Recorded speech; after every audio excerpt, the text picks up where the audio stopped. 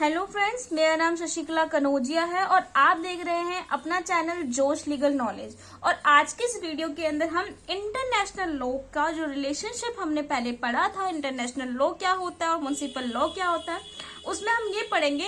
एक स्टार्क ने, उस स्टार्क जुरिस्ट है, उन्होंने इसके ऊपर, इन दोनों के ऊपर क्या बोला है कि किसके अंदर क्या डिफरेंस आता है, वो हम पढ़ेंगे।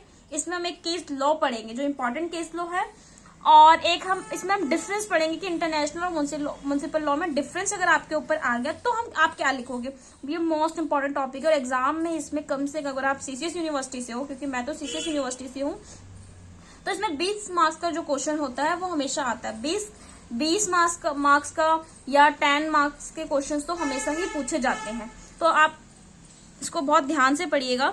स्टार्क बोलते हैं the theory represent two entirely distinct legal system, international law having an intrinsically different character from the state law. ये बोलते हैं कि जो इंटरनेशनल लॉ के कुछ कैरेक्टर्स हैं वो डिफरेंट है किससे, स्टेट लॉ से। पढ़ते हैं डिफरेंस क्या है। Difference from each other on the following ground regarding sources के ऊपर क्या देखो, according to the dualistic the source of municipal law are custom grown up within the boundaries of the state and the statute enacted by the sovereign।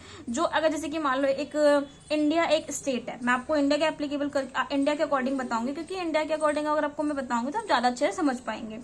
India एक state है, state किस में, international law के अंदर। वैसे India एक अपनी country है, तो इंडिया का जो भी लॉ, जो कहते हैं ना कि हमने पढ़ा होगा सोर्सेज ऑफ लॉ क्या है, तो सोर्सेज ऑफ लॉ में हमारा कस्टम भी आता है। तो यहाँ पे यही बोल रखा है कि जो भी स्टैट्यूट इनेक्ट किया गया है सॉवरन के अंदर, वो किसके बाउंड्रीज में, कहाँ से वो आया है, तो वो ग्रोन अप हुआ है कस्टम से।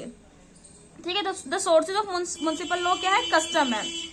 और इंटरनेशनल लॉ का सोर्सेज क्या है, वो भी कस्टम है, बट वो किसके कस्टम है, वो अमंग द स्टेट्स, बहुत सारे स्टेट्स के जो भी कस्टम्स है उसको उन सभी उस कस्टम को मतलब एड डाउन किया, उसके बाद उसके ऊपर लॉ बनाया गया, लॉ मेकिंग ट्रीटीज हुई। रिगार्डिंग सब्जेक्ट जैसे कि म्युनिसिपल लॉ क्या है, वो इंडिविजुअल और स्टेट के बीच में रिलेशन बताता है, बट इंटरनेशनल लॉ क्या करता है, वो बहुत सारे स्टेट्स के बीच में रिलेशनशिप बताता है। तो रिगार्डिंग सब्सटेंसेस ऑफ लॉ, इसका सब्सटेंस क्या है, तो municipal law is a law of sovereign. ये सॉवरनर है कब, ओवर इंडिविजुअल के ऊपर, और वो सॉवरनर कहाँ है, वो सॉवरनर है स्टेट के ऊपर। International law is a law not above but between sovereign state, मतलब ये इंडिविजुअल पे तो मतलब सॉवरनर नहीं है, बट ये किस पे सॉवरनर है, ये स्टेट पे सॉवरनर है। The municipal law address itself to the subject of the sovereign, international law to the sovereign themselves. तो म्युनिसिपल जो लॉ है, अगर वो कहती है कि इंटरनेशनल लॉ को अडॉप्ट करती है, देन उसके बाद जो इंटरनेशनल लॉ है वो उस पर सॉवरनर होगा।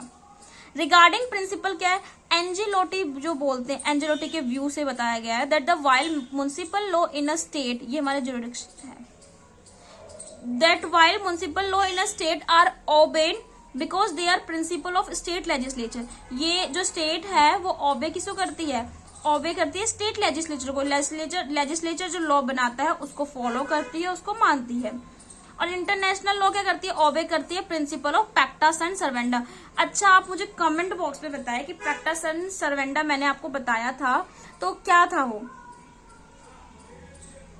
चलो मैं आपको बता देती हूँ, पैक्टा sunt servanda। पर आई होप कि आप मेरी वीडियो को पॉज करके पहले कमेंट करें, उसके बाद आप ये सुने तो ज्यादा आपके लिए बेस्ट होगा। पैक्टा sunt servanda के अंदर ये बोल रखा है, ये प्रिंसिपल है कि इफ अगर आप दो स्टेट या और भी स्टेटों के बीच में ट्रीटीज कर रहे हैं, तो जो भी आप ट्रीटीज कर रहे हो आपको गुड फेथ के अंदर उसको फॉलो करना पड़ेगा, उसको ओबे करना पड़ेगा, उसको मानना पड़ेगा, आप उसको डिनाई नहीं कर सकते हैं। अब हम पढ़ते हैं डिफरेंस बिटवीन, पढ़ते हैं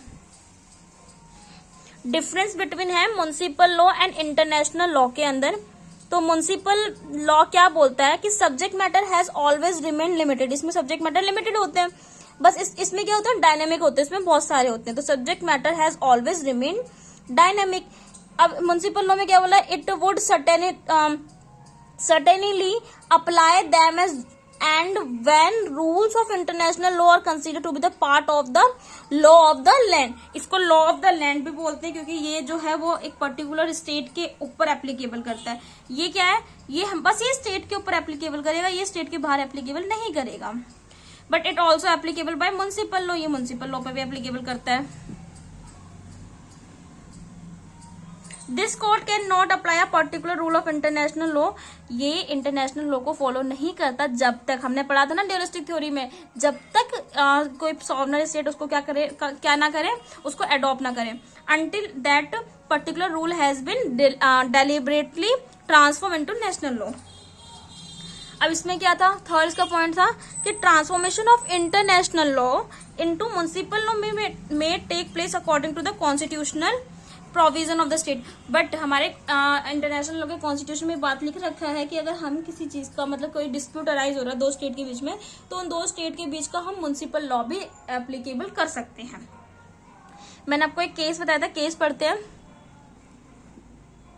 केस है ग्रेको बल्गेरियन कम्युनिटीज। इसमें ये बताया था, it held that the permanent court of international justice stated that it is a generally accepted principle of international law that in relation between powers who are contracting parties to a treaty, the provision of municipal law cannot prevail over those of the treaty. If दो state के बीच में contract हुआ है और उस treaties के अंदर कुछ बातें लिखी गई हैं, तो आप किसी म्युनिसिपल स्टेट के यहाँ पर लिखा हुआ है ना, the provision of municipal law can not prevail over those of treaty, तो उस ट्रीटी के अकॉर्डिंग आप किसी म्युनिसिपल लॉ को एप्लीकेबल नहीं करेंगे। फॉर एग्जाम्पल, जैसे कि मान लो दो स्टेटों के बीच में कॉन्ट्रैक्ट हुआ किसी भी टॉपिक को लेकर, और उन्होंने ये बोला कि अगर हमारा ये कॉन्ट्रैक्ट डिस्प्यूट होता है तो हम इस पर्टिकुलर स्टेट के अकॉर्डिंग फॉलो करेंगे या हम इंटरनेशनल लॉ के अकॉर्डिंग फॉलो करेंगे, तो उस अकॉर्डिंग वो चीज फॉलो होगी, ना कि वो एक म्युनिसिपल लॉ के अकॉर्डिंग फॉलो होगी। ये हमारे कॉन्ट्रैक्ट में बता रखा है कि अगर दो पार्टी चाहती है कि हम कभी उनके बीच में डिस्प्यूट हो तो वो इससे सॉल्व करवाए या किसी और, जैसे कि मान लो कॉन्ट्रैक्ट के अंदर ए और बी पार्टी है, ए पार्टी अमेरिका से, बी पार्टी इंडिया से, तो इन दोनों के बीच में कॉन्ट्रैक्ट होता है कि कभी भी हमारे बीच में डिस्प्यूट हुआ तो हम कहाँ जाएंगे, अमेरिका में जाएंगे, अमेरिका के कोर्ट से हम उस चीज को सॉल्व करवाएंगे, तो वो अमेरिका के कोर्ट से सॉल्व होगा। तो यहाँ पर कॉन्ट्रैक्ट लॉ जो है वो प्रिवेल नहीं करेगा, वहां पर वो जो एग्रीमेंट है वो उसको प्रिवेल किया जाएगा। आई होप आपको ये वीडियो पसंद आई होगी। अगर आपको ये वीडियो अच्छी लगी तो प्लीज इसे कमेंट करें, अपने फ्रेंडों के साथ शेयर करें, ताकि उनको भी ये वीडियो मिल सके और उनको भी, उनकी भी नॉलेज क्या हो, गेन हो। Thank you.